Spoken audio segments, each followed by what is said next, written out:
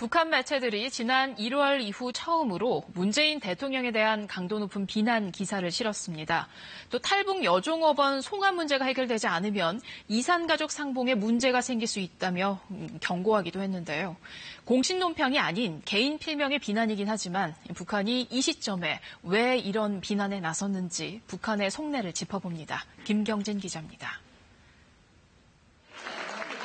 문재인 대통령은 지난 13일 싱가포르에서 북미 정상회담에 이은 후속 조치를 촉구했습니다. 정상이 직접 한 약속을 지키지 않는다면 국제사회로부터 엄중한 심판을 받게 될 것입니다. 그런데 일주일이나 지난 오늘 북한 노동신문이 이 발언을 문제 삼았습니다. 그 누구가 갑자기 재판관이나 된 듯이 쓸데없는 훈시를 했다고 원색적으로 비난한 겁니다. 한반도 운전자론에 대해선 운전자는커녕 조수 노릇도 못한다고 비판했습니다. 북한 매체가 문 대통령을 겨냥해 비난 기사를 실은 건 지난 1월 이후 처음입니다. 이뿐만이 아닙니다. 우리 민족끼리를 비롯한 다른 매체들은 류경식당 여종업원 문제가 해결되지 않으면 이산가족 상봉에 장애가 생길 수도 있다고 주장했습니다.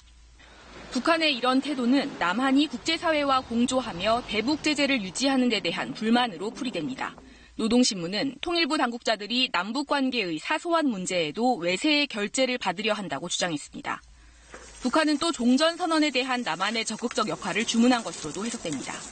서로 판을 흔들려고 하는 그런 상황은 아니기 때문에 정교한 형태의 각본을 맞춰서 서로 윈윈할 수 있게끔 만들어줘야 되는데 우리 정부는 이에 대해 별도의 입장을 밝히지 않고 판문점 선언 이행에 전념하겠다고 밝혔습니다. KBS 뉴스 김경진입니다.